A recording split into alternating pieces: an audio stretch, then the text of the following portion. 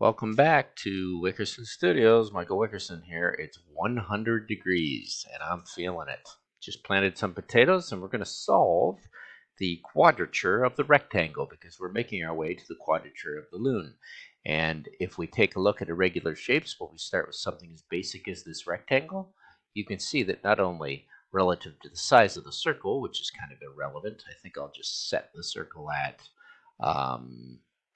let's just set the circle at 1 unit just to be convenient because we don't need to make that parametric. That'll simplify our script.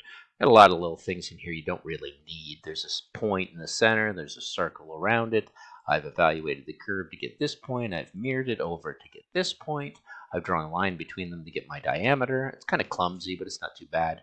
I've evaluated the point at pi times whatever I want, but you can see the areas of the irregular rectangle can be squared. And that's it. So long as that happens, I think we solved the quadrature of a rectangle. We'll start with a simple model to do that. After that, it's just a matter of drawing some lines. I don't end up using this line, so let's get rid of it. I do produce a couple of vectors just for fun, and that was to produce an angle between these two. It's kind of irrelevant. I'm not even sure I end up using that, the 90-degree angle. We may use it later. Not really necessary, so let's just get rid of all that data because our script is fairly simple. And there you go. Quadrature of the rectangle is getting simpler. A closest point will send this point down to this line, which is pretty easy, which is nice. Just, fast little geometric methods that you can prove. You're not really proving anything algebraically, but through arithmetic or geometry. You're just showing an example of it.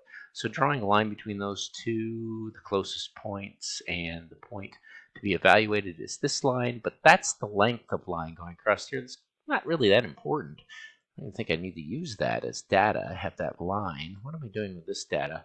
I'm over here producing a length and a world axis to produce a moved point here, and I just threw a loft between it. That's the easiest way to get to a surface. Grab your area of that surface and check the area of that surface, which is 0.654, blah, blah, blah, blah, blah, blah. So whatever the area of that is what it is. I guess I could do a display color time analysis gradient. There was something I was using earlier that was pretty simple. It's kind of like a text tag. I can't remember where I had that from, but I used it in the last one. I could put the area anywhere on the surface or anywhere on a curve that I want that would show that data. Maybe I'll just try and remember what that was. What was that? Text, data, inputs, output, displays, times, analysis, gradients. Oh, I can't remember. What if I type in text? Text like, text equality, text from ends, text on curve. I think that's what I use, text on curve. So let's just grab one of these curves before the lofts, and let's put this text on that line, which will just give us a little bit. There it is. And well, it's a little crazy and it's sideways. Probably don't need it on that line. Let me grab a small number slider. Yeah, I mean, this is not the 3D text tag, and I'm not used to it, so we could reduce the height. That would be nice, and we could certainly reduce the, I guess, the magnitude of that. So there we go. We've got a little bit of a area indicated by that, which will be fine on that angle. Let's just put on a little bit of colors. I prefer blue. I'm kind of a sucker for this blue. Makes me happier. Maybe a little darker. There we go. And there we go. We've got a little bit of an area listed there in 3 dimensions, which is kind of fun. And then we'll probably use the same text tag somewhere else. I'll just copy and paste that here. And I use that farther down on this one. Let's just bring that down here. Bring in the other area. And what we want to do is just find the area going back to what was happening here was points. Let me put it back in the angle that I can see. Basically just trying to get this surface across here. Curve closest point, lines. I was taking a point and a line across it. This line has, if this line from this point to this point is equivalent to this line to this point, which is why I'm grabbing the length of that, and I'm inputting that in to multiply by the negative of how far I'm actually moving this line down this way. So that's all I've really done parametrically as I change that. As I change this length across here, let's say E to D, then we could have E to F be equivalent to that. So that's all I've done is mapped out a kind of thing like that. Oh no, we might crash, which would kind of stink. Because this happens in Grasshopper 2 all the time, crashing, which is a pain. But I think if you wait it out and it's not too clumsy an operation, you can kind of wait it out till it's done. Maybe I'll hit pause till I see where I'm at. I didn't save, so I'd have to rewrite my whole script, which is really a pain. It's a pain.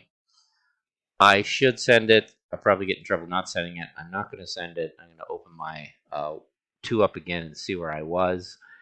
And honestly, if you haven't been auto-saving, it can get to be a real nightmare. And this happens a lot. Even though the model was pretty simple, you wouldn't think it would crash over something like this. But it did.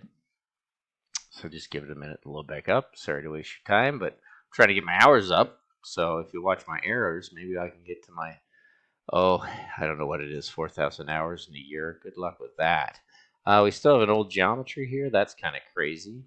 Let's get rid of that. Let's slam this off to the side.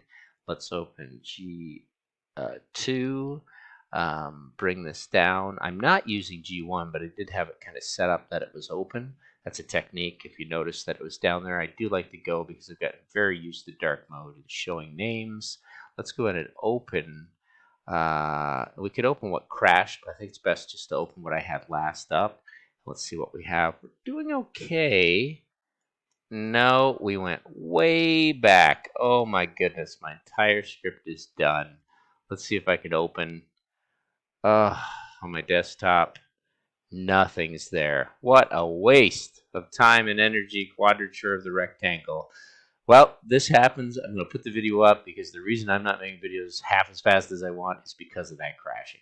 Anyway, thanks, Michael Wickerson Studios. Wait for Quadrature of the loon, Quadrature of the rectangle, Quadrature of the polygon, and Quadrature, I think it's polygon. Yeah, Quadrature of the loon, which I'll solve hopefully this weekend. Thanks for watching.